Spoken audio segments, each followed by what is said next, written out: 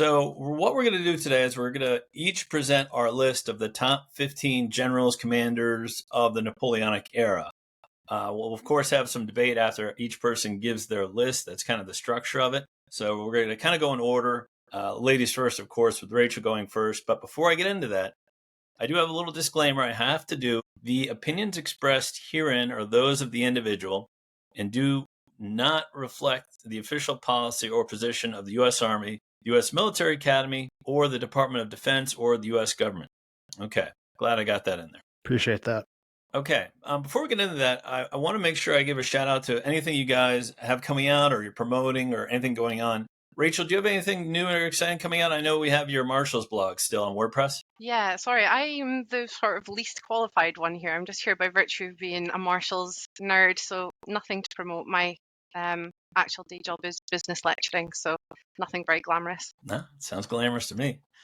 Jonas, I know you have a great blog, right? Well, trying my best, but trying to get eyewitness accounts from officers and soldiers translated from French to English and making them accessible, as some of them are quite rare or came out of print or just worth mentioning more often. So I try to collect them there, and please have a look over there. And you just rebranded your blog, right? You got a new logo there. I got a new logo going. I think also maybe look-wise might have a change soon. So, but mostly it's mostly content that's going to keep on expanding. So keep an eye on that. Okay, yeah, look for it. Napoleon Chronicles is the blog, and I recommend that.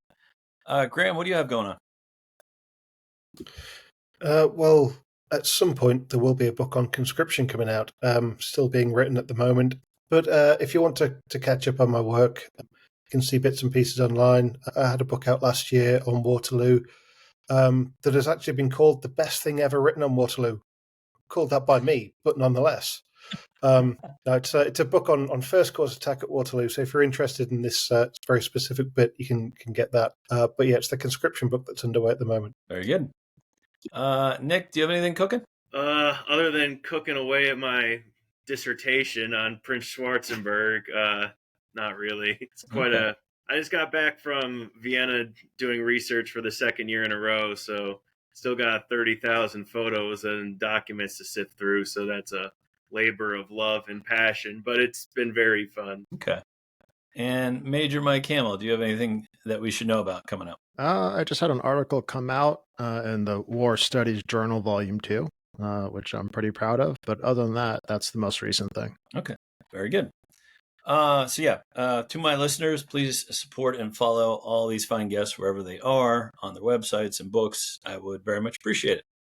Okay, now we're off. So how this is going to work is each of us has a list of 15 commanders, generals that we're going to list without interruption from the other panelists. After they're done with their list, we, of course, will add commentary. Full mocking, insults will be accepted. Belittling is fine. Whatever you feel comfortable with. Or, accommodation. Like maybe one of our lists will match up perfectly with someone else's. I think it'll be very interesting to see what happens here. But yeah, we're going to start off with the ladies first. So we're going to start with Rachael Stark. And then once Rachel is done, we're all going to kind of chime in and then move on to Jonas after that. So, Rachel, the floor is yours. Okay, thank you very much. I said we were chatting just before we started. I did sort of say the proviso. Mine probably does have a fairly hefty Marshal's bias, but I've tried not to be completely blatant. I've kept my top 5 the same, but I feel like I've changed everything else about a dozen times this week. But I'll take you through the current list as it was, because we were, again, saying before we started, great's such a subjective term, and depending on the lens through which we view them and view most of these men, we could rank them God only knows how many ways. We could be here for days. So I've kind of gone for battlefield competence, command ability, consistency, leadership and strategic impact. So my number 1 was probably not very surprisingly Napoleon. It kind of has to be, doesn't it? He's era defining, not just for the various remarkable victories that he has, although there's plenty of them, but because he in so many ways kind of reinvents the art of warfare. Use of massed artillery, corps level maneuvering, rapid concentration of force, and so on. The first Italian campaign's kind of like the high bar, isn't it? I mean, it just stands in a league of its own. Obviously, I'm not speaking to the ethics of him, but his multi-theatre dominance of Europe for so long, the ability he had to maintain that control is pretty extraordinary. And even after he was defeated, his fingerprints are kind of all over so much of what came after.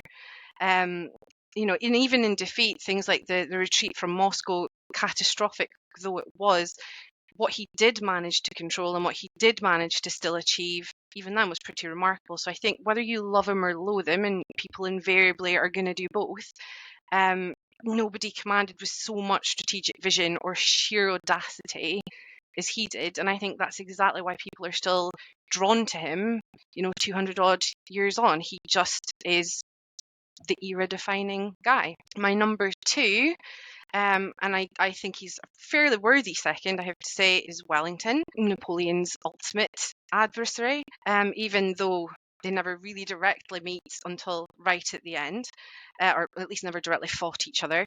And while Napoleon's like this effervescent like flash of brilliance, Wellington's not that. He's not a glamorous, charismatic personality at all.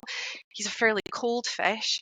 But what he is, I think, is Mr. Steady and Consistent. He is the ultimate professional soldier. He is reliable, he's determined, and before anybody comes back maybe with a pitchfork, I know he wasn't just a defensive general, but I think he's a defensive master, absolutely the master of defensive command. He excels at choosing his ground, choosing impenetrable positions. He forces the enemy to break themselves against him. He fights intelligent warfare. And really importantly for me, what I think he can never be accused of is holding life cheaply.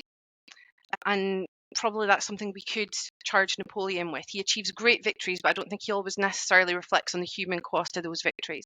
Wellington doesn't waste people's lives cheaply, and he's sometimes called cautious for this, but I think if you're one of the people who is involved in those battlefields, you're probably quite glad your life's not going to be spent without good reason. His excellence shines in the Peninsular War, although his career was established before that. He wears down the French through calculated campaigning, logistics, sheer professionalism.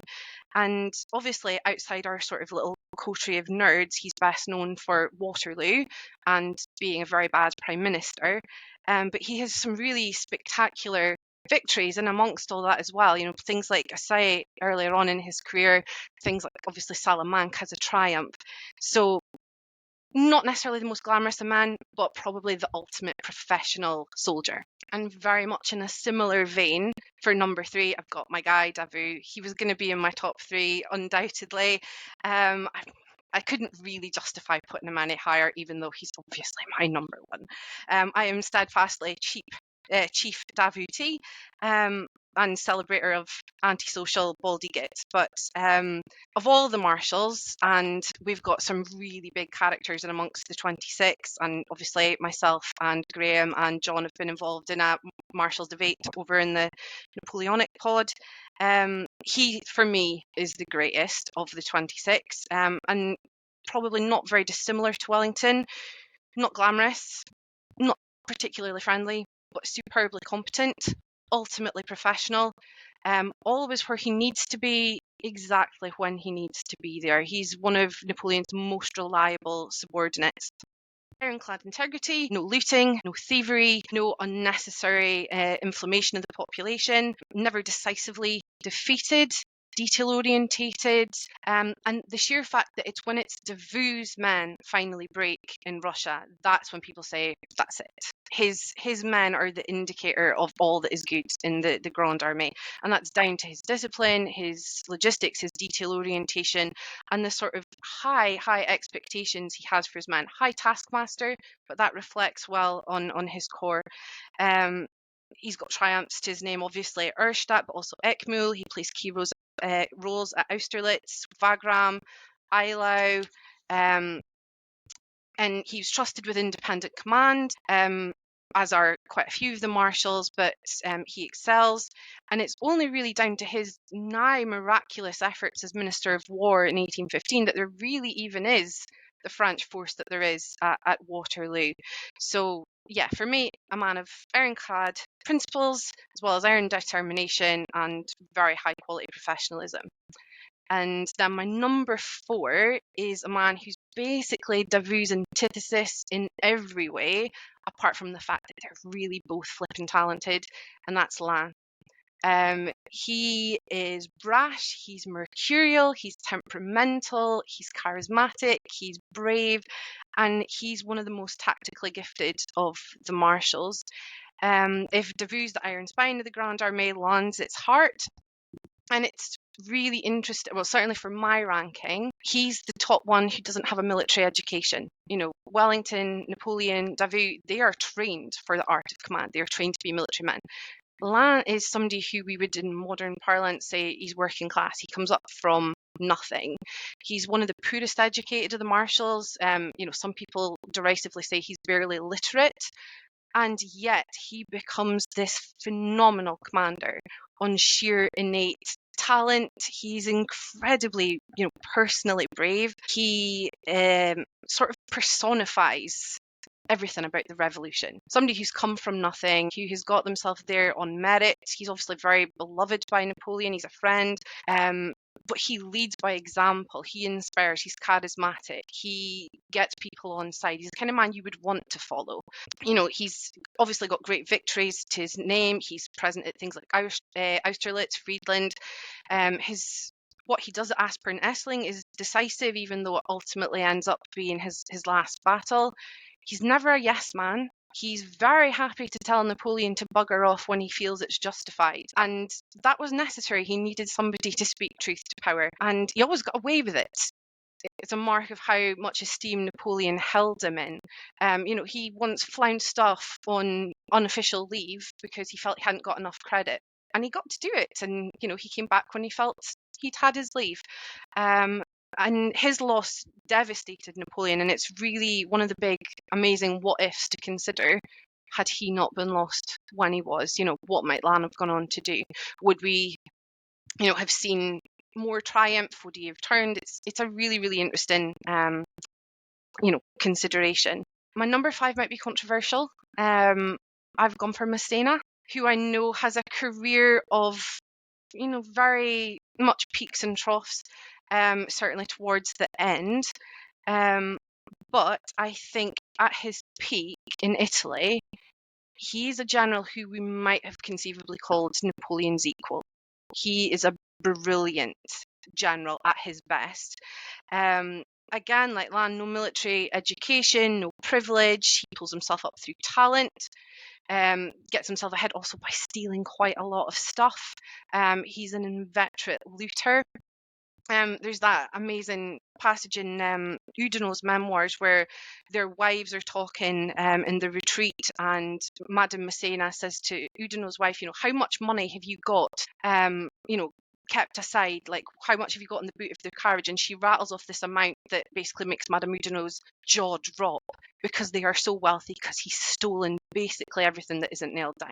So that does kind of go against him, but I think, you know, his innate brilliance kind of can't be doubted. You think of things like Rivoli, Zurich, his heroic resistance at Genoa, and how that helps pin the enemy down, you know, where they're not elsewhere. Napoleon calls him the darling child of victory, and I don't actually think that's too hyperbolic. He really was at his best, bold, aggressive, at that time indispensable general. Obviously let down through his performance in the Peninsular War, but crucially, I think we could say in his defence, he didn't want the command. He felt like he'd done his duty. He was getting old. He wanted to just be at home and enjoy his enormous fortune. He was strong-armed into doing it, and, you know, that brilliant career begins to decline. But I do think at his best, for me, he's a worthy number 5.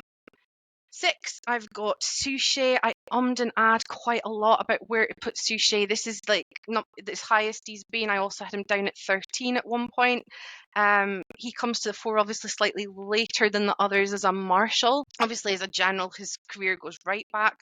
He actually worked very closely with Massena in Italy. And I am acutely aware he gets a very different billet in Spain than the other marshals. We're never comparing apples and apples here. but I'm ranking him high for sheer effectiveness and political savviness. The marshals weren't necessarily all a very politically savvy bunch, but Suchet kind of has the insightful notion that maybe if you're going to pose as liberators or overlords or however we're going to spin it, maybe if we come in and oppress and we behave brutally, people aren't going to like it very much. And he actually, he uses his heart and minds campaign, and it works. I mean, most of the marshals struggled in the politically hostile environment of Spain, but Suchet adapted. He was a very adaptable general. He doesn't just govern. He does win battles, but he held his territory. He pacified regions. He administers with skill and with integrity. Again, one of the marshals who you could look and say, well, his conduct actually holds up. His campaigns in Aragon and Catalonia are examples that he effectively integrated not just military governance, but battlefield competence as well. So pretty good. And then I'm got one more marshal, and then there is a break. And it's Soult. And he's the marshal that I sometimes think doesn't get the credit he deserves. I sometimes think the Peninsula War turns into a bit of a stick to beat Soult with, almost unjustifiably. It gets overdone. His contribution, I think, sometimes is undersold. He's one of the big organising generals, not necessarily one of the flashier personalities. Very methodical, detail orientated, capable of handling pretty big logistical burdens. Good tactician, and there is that quote from Wellington about, oh, he turned up in a battlefield and then he never knew what to do with his men when he got there. But I think sometimes that's too harsh. And I know it's semantics. I don't think it's so much that he lost in Spain as that he failed to win in the environment he was operating in. I think none of the marshals, it doesn't matter who we put there. I know people go, oh, if you chucked Davout in, it would have been different. I don't think any of the marshals could have ultimately have won Spain.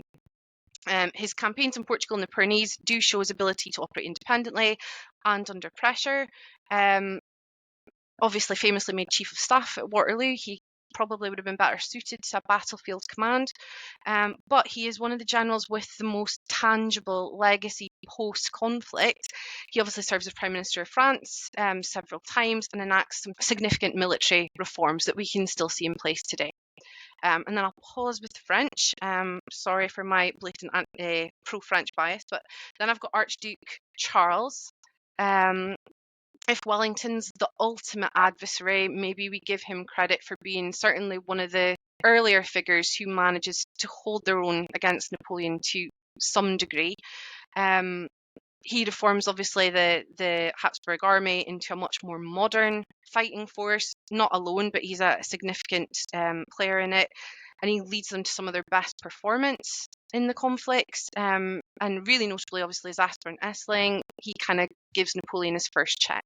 And I think psychologically that's quite important as well, because people, including Napoleon, were starting to believe his legend. He is Fortune's favourite child. He's undefeatable. There's nobody who's going to win against this guy.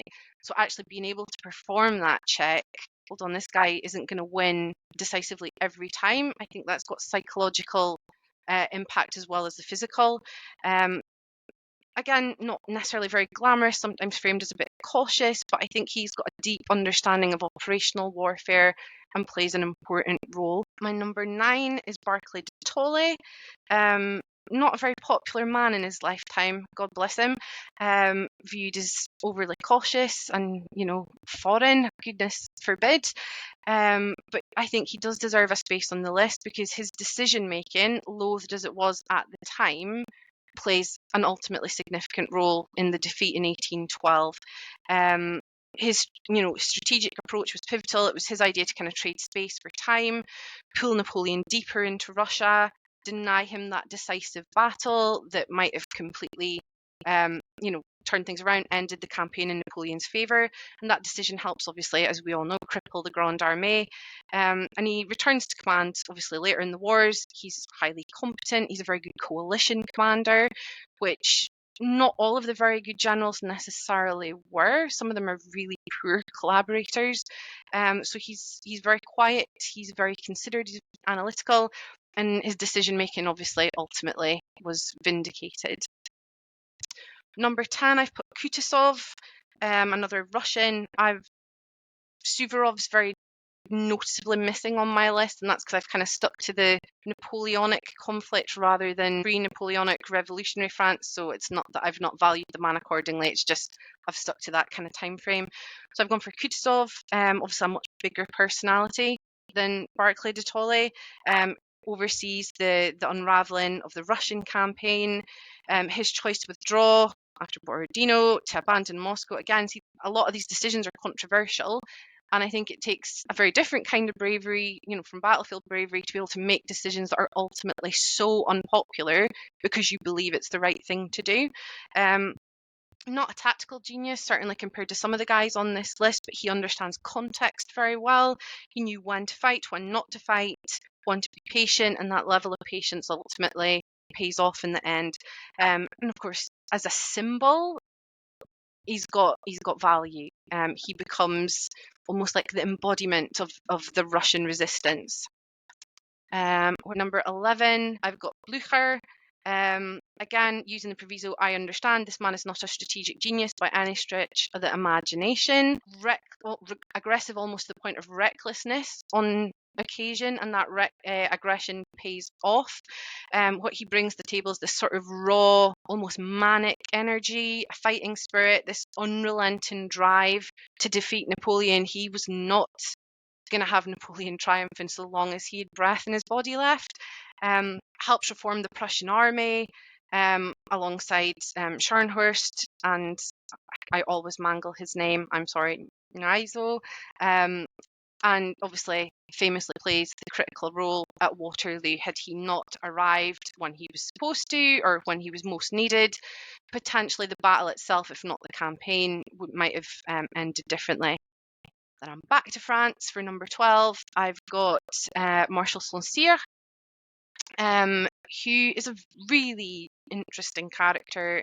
If any of the marshals could be psychologically analysed, I would love to see what somebody would make of him. He's cerebral, he's cold, he's awkward, he's an absolutely terrible collaborator, not particularly nice subordinate either, but a deeply analytical general, and that didn't always necessarily endear him to Napoleon. Again, somebody who was not a yes man. He was adamant for a good chunk of his career that Napoleon held him back because he didn't agree with Napoleon enough. But on campaign, in terms of his battlefield competence, is very, very strong. His manoeuvring in Germany and Italy, again, shows that level of sort of subtlety and patience and understanding a context that not all of the marshals had. Very, very good at defence, a meticulous planner, and it would have been interesting to see what might have become of him if he'd gotten his marshalate earlier. Obviously, one of the later batons, if he'd had independent command earlier, would we potentially have ranked him with Davout and Lannes? Who knows? Then I've got Ney, and he had to be on the list. He, again, a bit like Lannes, typifies everything about the Grand Army. Yes, his decision making could be erratic. Yes, his performance could be the same. He could perform brilliantly. He could cock up brilliantly, and he usually redeemed himself pretty quickly. But for charisma, for inspiration, for the sheer legend that he becomes, he is to be on the list. He's one of the people, if you know nothing about the Napoleonic Wars, you probably heard of obviously you've heard of Napoleon, you may have heard of Wellington. Even then, people still tend to know about Ney, the Marshal of France, who gets shot at the end of the conflict for turning against the king. The guy is a living legend, and I think for that level of impact, emotional impact, for the ability to inspire people, his rearguard effectiveness, yes, we can talk about his decision making in Russia for sure. Could anybody else have held out in the way that he did, have got his man out in the way that he did? I'm not sure they could have. So yes, he's not as high as some of the others, but my God, what an absolute giant of a personality. And then 14, very different sort of personality. I've gone for Rowland Hill, who I am very, very fond of. And, Wellington wanted if something happened to him, command should go to Hill, and I think that says everything. Wellington's not a man who's particularly effusive in his praise. And Hill is again one of these people who is not a big domineering personality. There's certainly more flamboyant British generals under Wellington, but he's calm, he's steady, 100% reliable. Again, one of these people you could trust to know, to be where he was supposed to be, to do what he was supposed to do, when he was supposed to do it. Often operated in detached missions in the Peninsular War, sometimes commanded huge amounts of the British Army, always performed well, not a particularly innovative general, maybe not a strategic innovator, but he was the kind of leader that any good commander wants on his flank. And I also think, and again, this is a very biased statement, but when I look at this list that I've pulled together, and maybe some of the other personalities we'll talk about, we've got a lot of great men. I don't think great and good are necessarily always synonymous. Massena's a great general and he stole everything. Soult was a massive looter. We could go on about quite a lot of them. Hill was a great man and he was also a very good one. And I think that's an important distinction to make as well. And then lastly, I've got Eugene, Prince Eugene, Napoleon's stepson. I think if Napoleon had quite a few more Eugenes and a few less Jeromes and Josephs, he'd have been admirably better served. He grows into his role in Italy, and in academia we talk about exit velocity. When a student comes out at the end, we look at the improvement in their grades, and for me Eugene kind of identifies exit velocity. You see how he grows into his competency as a commander throughout the conflict. He shows steadiness, he shows maturity in his decision making, obviously very personally loyal to Napoleon, much more so than his own blood relations, and he was very steady in the face of very difficult odds. During the 1812 retreat he performed admirably. He kept cohesion after Murat cleared off to look after his own interests. He's not a military genius in the way that his stepfather was, but I think he's a very steady, thoughtful commander who matured under fire. And I do think if he'd had a few more of Eugene and a few less Bonapartes, Napoleon would have done a bit better. And so endeth the list. A little applause. That was amazing. Great job, Rachel. Gents, I'm kind of blown away. I totally forgot Eugene on my list. Now I'm like rewriting my list as we talk. What do you guys think? Well, there's certainly going to be some debate. I'll say that. My list is different, but that's a good thing. What do you think, Jonas? Yeah, actually, my list is quite similar. Only maybe 2 or 3 different names in there. And now that I think about it, maybe I'm kind of regretting it, or maybe I'm going to put them together because I just feel they're so interchangeable. The arguments that Rachel made, they can work both for and against in certain cases. So Eugene is also quite a good pick, actually. Quite underrated. Someone who really came into his own, starting from 1809. Very capable in Russia. And then 1813, him technically being like the last defense, holding off the Allied thrust. So yeah, this is quite amazing. And then his years in Italy, keeping everything afloat. Yeah, Graeme, what do you think? I think that's a really good list. Again, there's going to be huge crossover, I think, with a lot of them. I thought I'd be the only one to have Eugene on my list, to be honest. So there goes my thunder. But no, I can't really dispute any of them. There's some that, like Barclay de Tolly, I'm not a massive fan of. I think he kind of rewrote Running Away into a really thought-out strategic retreat, but equally he then stuck to it, and with Scorched Earth it did actually work. So, we'll give him credit. I don't think I've got him on my list, but, I understand why he would be there.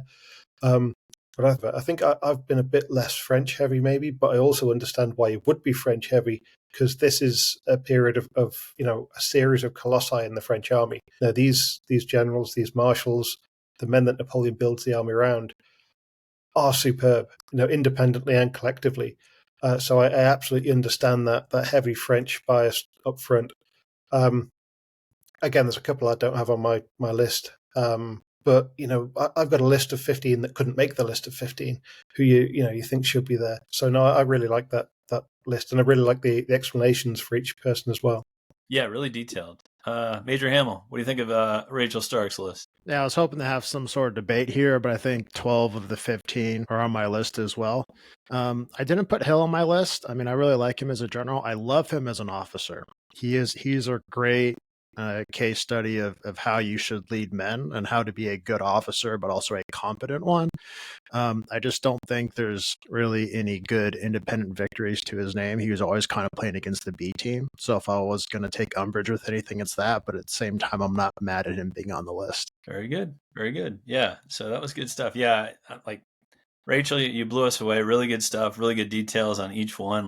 There's only one omission that not necessarily any of us, but a lot of people would take umbrage with is why no Berthier. Not a great battlefield commander, but I mean, a lot of people would argue that without him, the army doesn't function at all. Full disclosure, I have him pretty low compared to a lot of other people, but just want to hear your thoughts on why you just straight up excluded him. So the only reason I've put Berthier not on my list is largely semantics. But I think if we were going to argue most indispensable commander, he'd be number one because he's indispensable to every French victory. He's the organizer, the architect thereof. But I feel sometimes with Berthier, his genius is that he translates, that he is a conduit for Napoleon's. I think if you sum up Berthier, if you think of that sort of quote in the Sherlock Holmes story, the Bruce Partington plans, everybody else is a specialist. His specialty is omniscience. That's Berthier for me. But his genius is so tied up in Napoleon's. They're like this symbiotic double act. Napoleon's the strategic visionary. Berthier is the man who actually makes it happen. He sits to me almost like a little aside. He's the most indispensable officer of the entire Grande Armée. But if we're ranking generals on, as I say, things like battlefield competence and consistency in under fire, things like that, it's the only reason he's not on my list. For indispensability, he's number one. He's, peerless among staff officers. He's the staff officer, the man who kind of sets the bar. But I feel like his great role is as this sort of working partnership with Napoleon as an independent general, which is how I've ranked all the others. I don't think, again, we're comparing apples and apples. He's a very different stamp of officer, and that's the only reason he's not on my list, because he's an absolute powerhouse. Good call out. Okay, so now we're going to go to Jonas. But just to switch up, Jonas, could you do yours in reverse order? Could you do 15-1? Yeah, for sure. So for me, it was my list is infinitely long. If I could have done it. Mostly, there's also a bit of a French bias here, but I did my best to give the Allied commanders their credit where it is due. I kind of worked in bubbles because just in between these three bubbles that I have of 5 each, I feel they can be quite interchangeable given context, personality-wise. There are things to be for and against about. So I'll start with the lower 5. Barclay de Tolly. Basically, for him to kind of mastermind this plan for the withdrawal for the Russian army in 1812 specifically, can be argued that it was the right thing to do. It wasn't liked during the period, especially also by his fellow Russian-born commanders. It was still the good tactic to come up with, and that in collaboration with Tsar Alexander, which is kind of sidelined. It's actually quite fascinating. Then I would go for Blücher. Also kind of like Rachel pointed out, he's just that firebrand personification of that Prussian resistance, almost kind of like a Prussian Ney in a way. Maybe a bit foolhardy, not maybe the cleanest of track record, but eventually when that drive was necessary to get France within its borders, in the later years. I mean, given also the fact that the beating that he got initially in the early 1814 campaign, and then still managing to get his men follow him and be consistent is quite commendable. Then I have Archduke Charles, very methodical commander. Went against a lot of voices at Austrian courts, still make it his own, reforming the Austrian army mid-war. Is also actually quite astonishing given how much terrain that the empire lost. Dealing with a multinational army is also maybe a factor that we should focus on, and the Austrian army in that regard is a bit underrated in my opinion. Then I would go for Ney, basically a deep personification of the Grande Armée when it comes to, especially to bravery.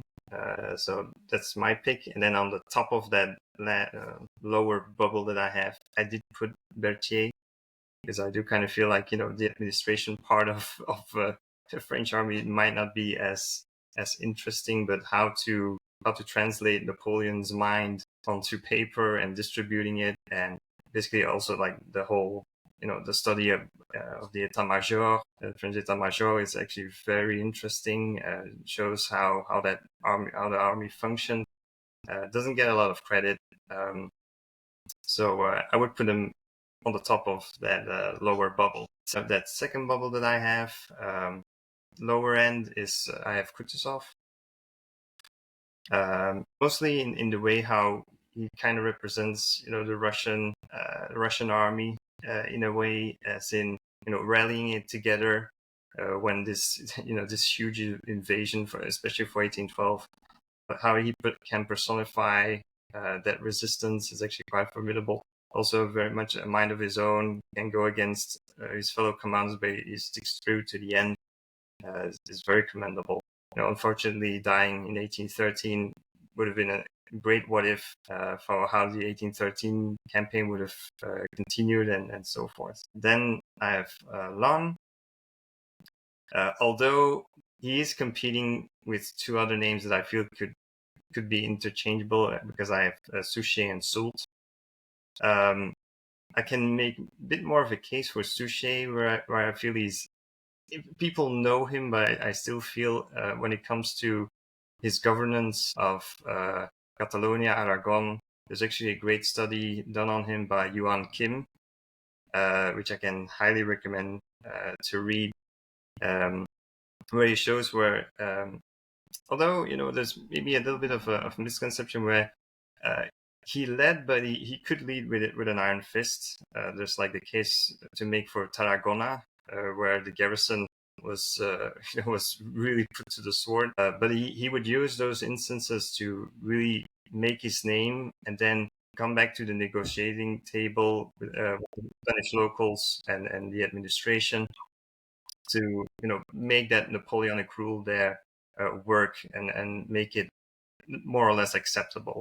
And this is something that I feel most of the other marshals and generals in the Peninsular War didn't really get a real catch on, even though some of them were vying. You have Soult wanting to be king of Portugal at one point, Murat keeping an eye on the throne of Spain. At least for Suchet, there's a lot to commend for that. He actually knew how to be a good administrator and a political leader. Then on top of those three that I mentioned, I would put Massena, especially if for his track record, especially in the early years, in the revolutionary period, what he did in Italy. Very good stuff. Kind of like also what Rachel mentioned before. Once the age catches up on him, he's, especially when he's thrusted into the third invasion of Portugal.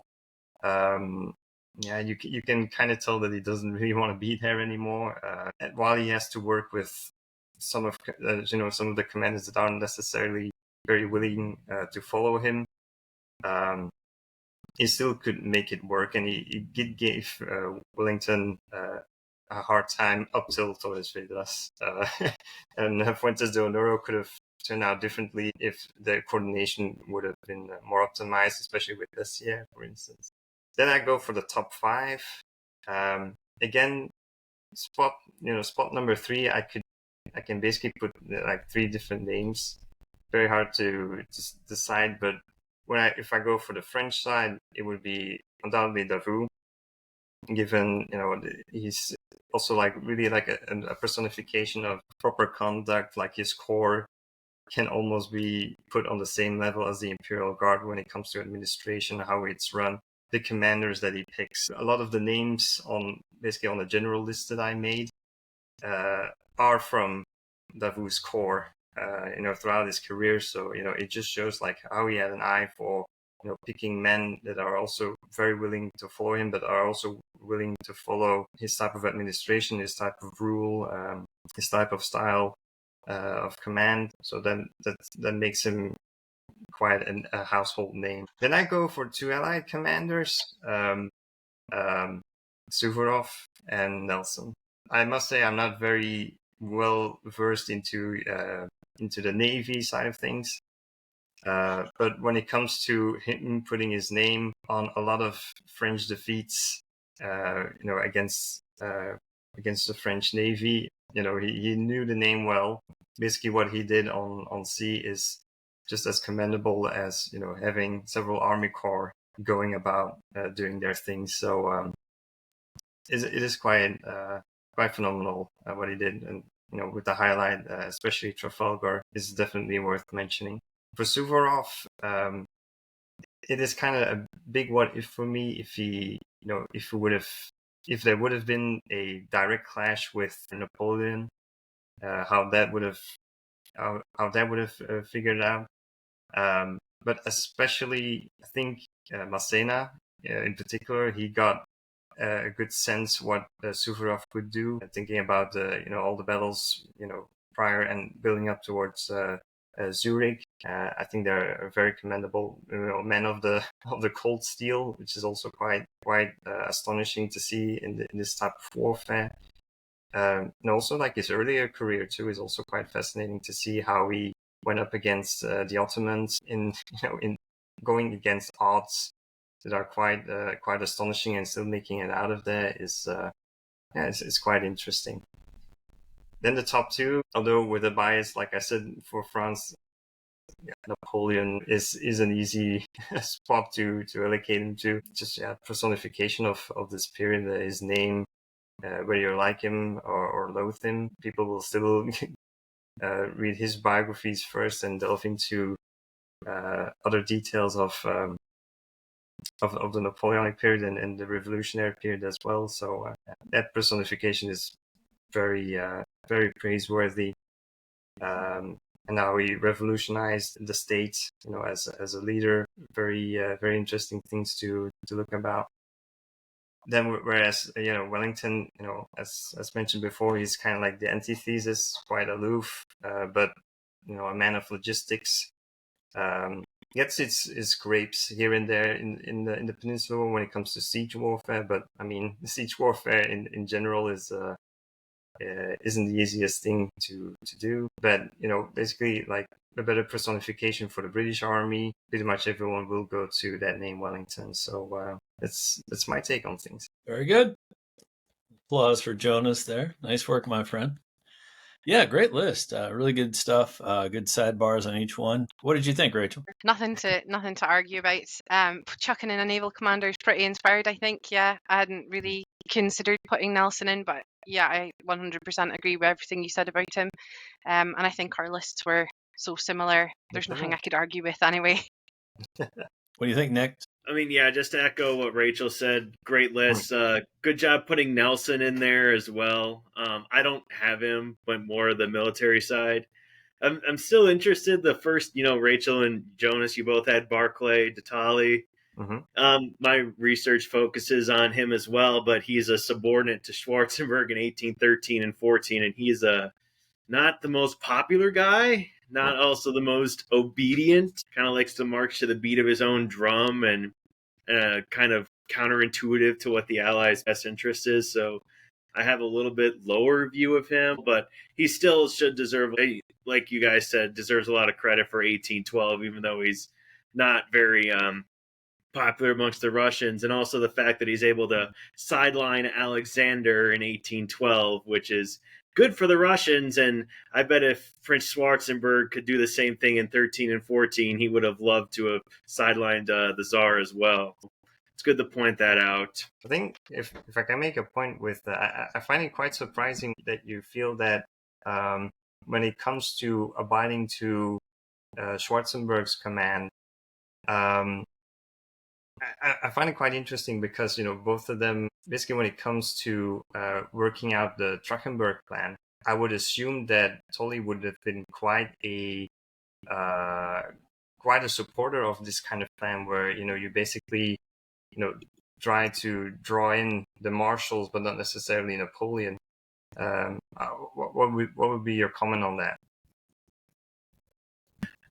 Well, I mean, it's the best way to work is because in 1812, whenever you avoid Napoleon, it seems like good things happen. But I think also you got to consider, a lot of people are in favor of a more aggressive campaign, especially the Russians, is because you just fought a whole year-long campaign in Russia, which devastates the countryside, and then you fight in the spring of 1813. So, yeah, you kind of want the war to be over as quick as possible.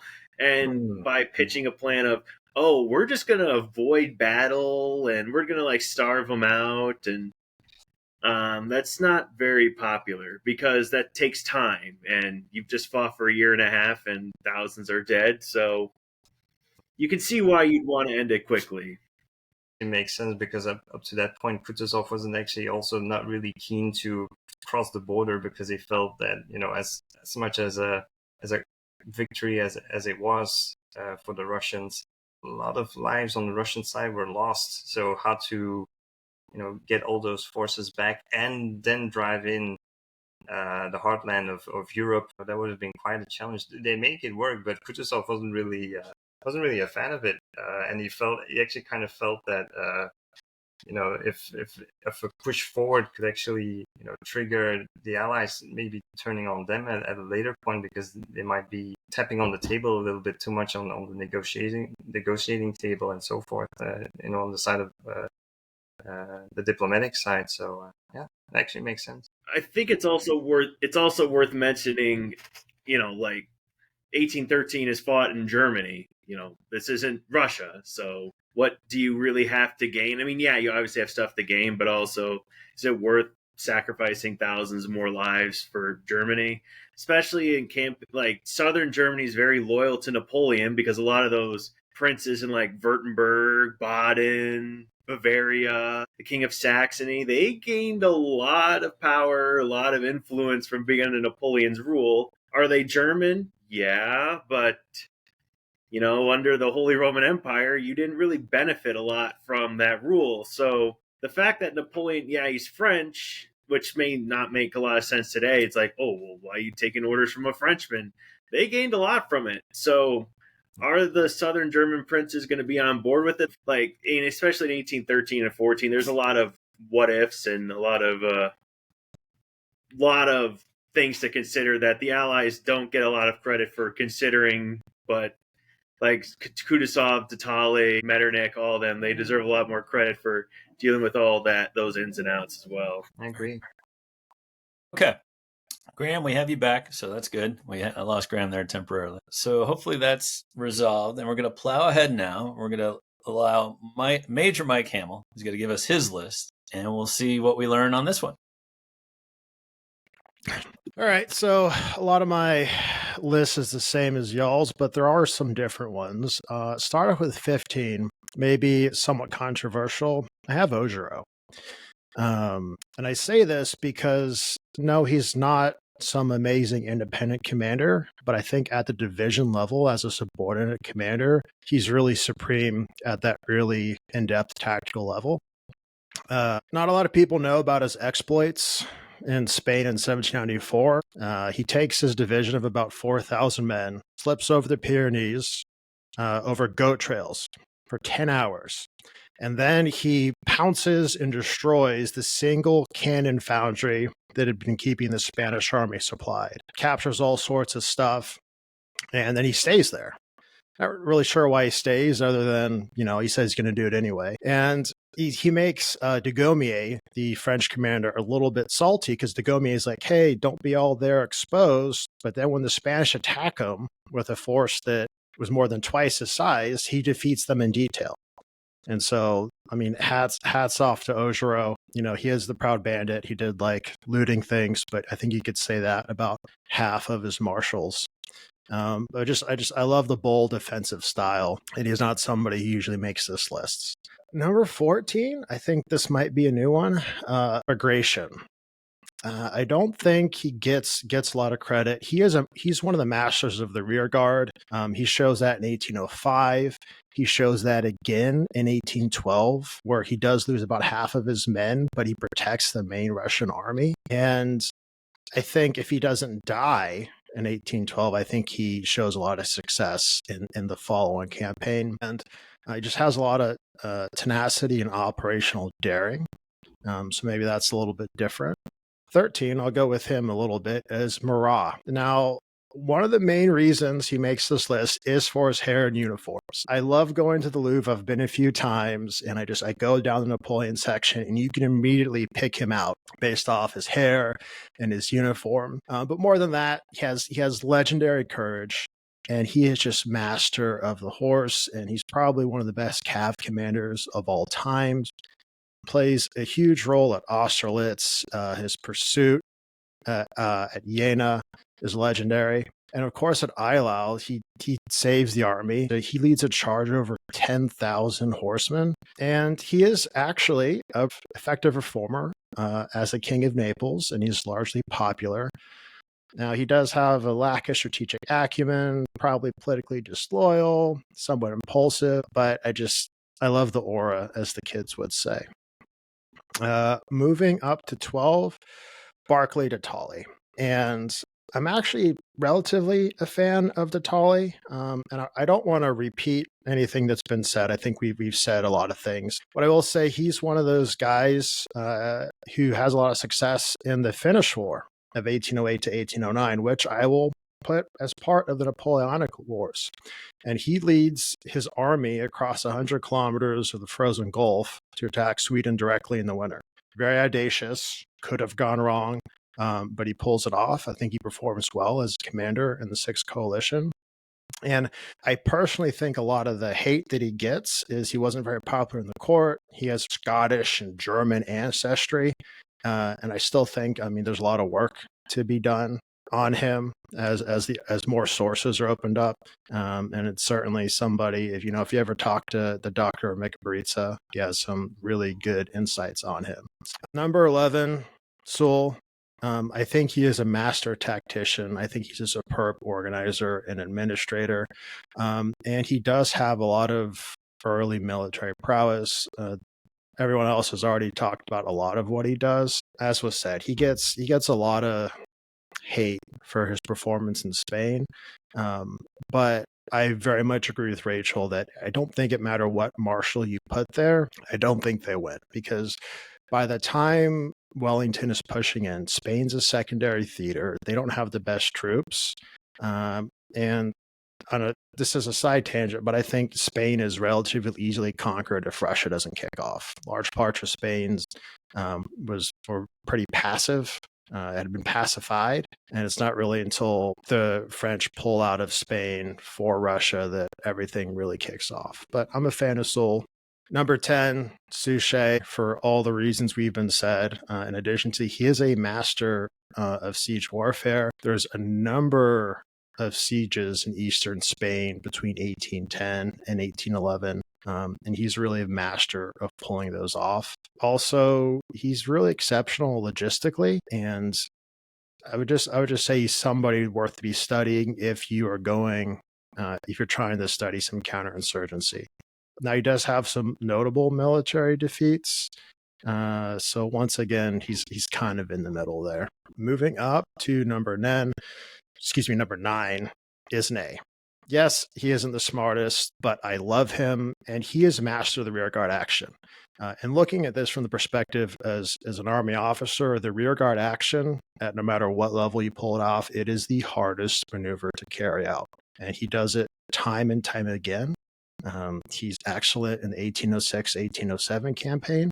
He is a little bit insubordinate in the Peninsular War, but I think his rearguard action in Russia is exceptional. And I know he gets a lot of flack for his performance in the 1813 campaign, and it's deserved. But in his defense, I don't think he's the same officer and same general, the same marshal that he is after Russia. I think he has a lot of baggage after that retreat.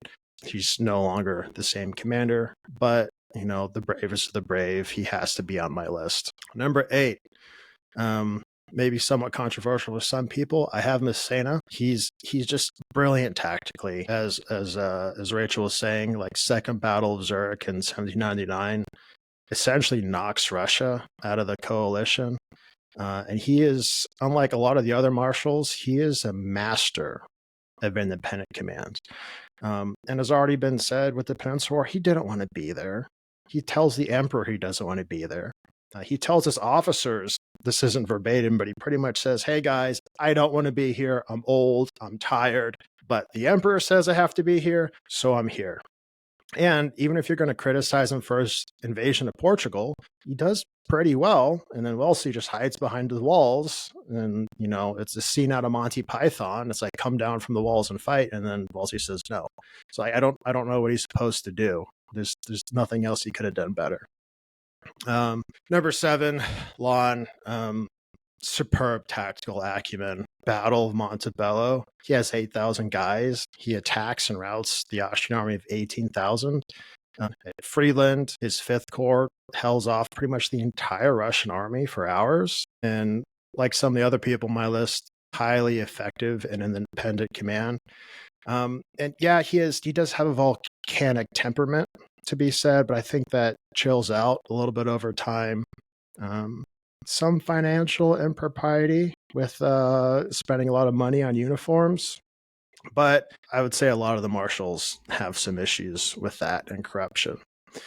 So number 6, so maybe this is where there's going to be some debate. So I have Blucher. Yes, he's very aggressive, but I think that's what was needed at the time. And I think his single greatest asset was just his refusal to be broken by defeat. And that's what the coalition needed. And while often reckless, his aggressive spirit was just vital in coalition command, because time and time again, the coalitions had been defeated by just being either indecisive or just being too passive. And he just doesn't let that happen. Number 5, Kutuzov. Right? Master of defensive warfare and strategy, arguably the savior of Russia, pragmatic and cunning. I think a lot of where people would rank him lower based off the catastrophe at Austerlitz. And I know he was kind of the de jure commander of the combined Russo-Austrian army, but he advises against attacking the French. And I think had, anybody listened to him, maybe Austerlitz doesn't happen. And he's often accused of being passive and indecisive, but aside from being late in his career, I think a lot of those accusations aren't really valid, because by the time you hit 1810, 1812, how many armies has Napoleon defeated? How many coalition wars have been lost? And so when you're going up against Napoleon, I think it's good to be a little bit conservative. Number 4. So this one might raise some eyebrows. I have Archduke Charlie. Okay, just hear me out. Right. First one to defeat Napoleon in a major battle, Aspern-Essling. And yes, Napoleon did make a lot of mistakes by crossing one bridge, but he did win. And I think you have to look back further as to why I ranked him higher. If you look at his Rhine campaign of 1796, it is a masterpiece. He's using central position and he's maneuvering, defeating 2 superior French armies separately. And I think he is also a groundbreaking military reformer. A lot of the reforms obviously aren't completed by the time they're really needed in 1806, but he does push them forward, and he was working against the institutional inertia of the Austrian army and the Austrian court. And once again, yes, he's conservative, but I don't blame him. I'm not saying he's the best commander. I think he needs more credit than he usually gets. And then the top 3, there's not a lot to be said. Number 3, the Iron Marshal, Davout. Legendary corps commander. I'll just say at Austerlitz, he covers 70 miles in 48 hours, which is absolutely insane to me as somebody who's done a lot of ruck marches. And I think Austerlitz is the greatest military victory of all time. And that does not happen if Davout doesn't pull it off. There's so many other accomplishments to his name. Number 2, as much as it pains me, Arthur Wellesley, the Duke of Wellington. I don't like him as a commander. I don't like him as a person, but massive strategic impact in Spain by forcing France into that protracted secondary theater. He wins time and time again. He knows when to withdraw. By the time he actually faces Napoleon, Napoleon is not at his best or using his best troops, but ultimately, Wellington is Wellington for reasons. And of course, number 1, Napoleon creates the operational level of war. He's studied to this day. I'm teaching a class on him next semester. I'm not teaching a class on anybody else, so he has to get my number one. Very good, very good. Okay. Graeme, are you more appalled with Archduke Charles at 4 or Blucher at 6? Well, I don't want to give any spoilers away, but I'm not particularly appalled by either. No, I really like this list. There's some people on it that aren't on mine, but again, we can't get everyone in. I think Suchet sometimes gets a lot of credit for, well, he obviously gets a lot of credit for Spain. He deserves that. But I'm not as convinced by Suchet as a battlefield commander. As you mentioned, in sieges, counterinsurgency, he's actually quite politically savvy, but as a battlefield commander, not so convinced. I'm not going to give any spoilers of what's on my list of who else isn't there.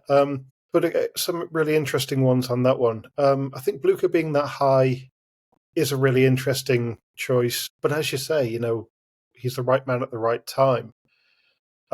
He does what is necessary. I think some of his campaigns are inspired. The move from Wavre to Waterloo on the 18th of June is often just put off as he marches to support Wellington. He is marching across the axis of advance of someone that's just beaten him 2 days before, with his army strung out on the march to go to the assistance of someone who promised to help him 2 days before and didn't show up. This is a colossal risk he's taking, but he pulls it off. His aggression is there. His willingness to work with someone else is there. So I think Blucher, give him a lot of credit. I maybe wouldn't have him at as high as 6, but fantastic. So it's another list I really like. I really like the reasoning. I can't fault any of it particularly, even if mine will be slightly different. Really good point on Waterloo and Blucher's efforts there. Jonas and Rachel, you've already gone. I'm going to go to Nick last because he hasn't given his list yet. But what did you think of Mike's list? Yeah, I love this list. Not to spoil my list either, but I have Charles high as well. Okay. For a lot of the reasons you have as well. I think it's also going to be worth mentioning that he's not the guy who's defeated in 1805. Spoiler. But yeah, I have Charles high as well, so I'm glad that somebody else does. Blucher, having him pretty high. I also have him in my top 10 because he kind of typifies like the later Prusso-German tradition, just very aggressive. And that's what was needed, especially in 1813 and 1814. But everybody remembers him as aggressive, but he's also he sticks to the plan. And yeah, sometimes he charges blindly forward, but there are other opportunities where he could just charge right at Napoleon, and they're like, no, and he doesn't. He retreats, follows the Reichenbach plan. So he's very tactically and strategically in lockstep with the plan, but he also just like the inertia of the coalition is with him. Clausewitz would call it like the center of gravity. That's with his army. Yeah. And Napoleon chased after him the most because Blucher's got kind of the emotional capacity, and the fire of the coalition is with his army. So I think he deserves a lot of credit, and he deserves to be high up on the list. Although a lot of people might not think so. I agree with Michael. He deserves to be up there. Okay. Yeah, I'll just respond to that. Now, Nick and myself are probably a little bit biased because our advisor, our master, Dr. Michael Legere, did write, Blucher, Scourge, Napoleon. But I think a lot of how people think about Blucher, it's based off previous misconception. I think Blucher, yes, he's aggressive, but it's calculated risk. And I think he has a much better grasp of military strategy and the operational art than he's been given credit for. He was nicknamed Marshal Forward, but right, if you read the book, to plug that, he actually retreated more often than he attacked. And so when he is going forward, it is a calculated risk. And so I'll defend his position. All right. Jonas, what do you think of that list? Pretty good, pretty agreeable on a lot of things. Maybe, although maybe I can't really go into a lot of the details, but maybe something doesn't really stick well with Murat being so high up, especially maybe when it comes to, I think there's like a bit of an aftertaste with 1812, where I've been reading a lot of the eyewitness accounts, and where you feel like a lot, especially his cavalry forces are just being thrown into a lot of situations where maybe caution would have been a better option. But I mean, yeah, benefit of insight here. Yes, a superb cavalry commander, but I can actually kind of feel that there could be some generals of division out there that I actually put on my list that are a good match for him when it comes, especially for the coup d'oeil. I mean, if you have people like LaSalle or Montbrun, Kellerman, I even have Discours de Sainte-Croix, which I feel is very underrated. Like, life cut short, but I think he could have been some good martial material. I think they can tug on Murat's coat, if you know what I mean. I mean, swagger, audacity, quite interesting. Especially, I feel in the later years, I feel he kind of loses oversight of grand strategy. I feel, especially in 1812, there's, like I said, I feel there's quite some eyewitness accounts out there, some material that, kind of made the argument that, you know, he would lose the oversight and it would cause a lot of death and destruction for little good reason. Okay. In all clarity, Marshal Murat is on my list. We haven't gotten to my list yet. Rachel, what did you think of Mike's list? Yeah, I thought it was so well argued. Love seeing Augereau on the list. He's such a great personality. Again, the only one I disagree with is Murat, but then I'm fairly overtly have said on various other podcasts that I think he's a pillock. But again, that's the whole point of doing these things. That's the fun of it, is looking at how many different ways we can look at it and who admires what and how we can, pull out the various characteristics of these men. So it's great to listen to. Very good. Yeah, I'll just jump in real quick. It's almost hard with the list when I was making this. I don't know if you found this, but they're almost different people depending on what war you're talking in. And so I'm not going to argue that Murat isn't the best later on, because he's not. But like when he's great, he's the best. But then he's just not. But just like Napoleon himself, Napoleon at the end is not the same. And you have some glimpses of his old self, and really in 1814, but when it's too late. But I think with a lot of these people, it's like, why weren't you how you used to be? So I'm not going to give pushback on Murat. Roger that. All right. Well, we got 2 more to go. Well, actually, 3 more to go if you count myself. And I think we'll pause here for part 1. We will have part 2 of the top 15 generals of the Napoleonic Age next week. If you like this episode, please be sure to rate and review us wherever podcasts are heard, and we'll see you soon. Thanks so much for listening.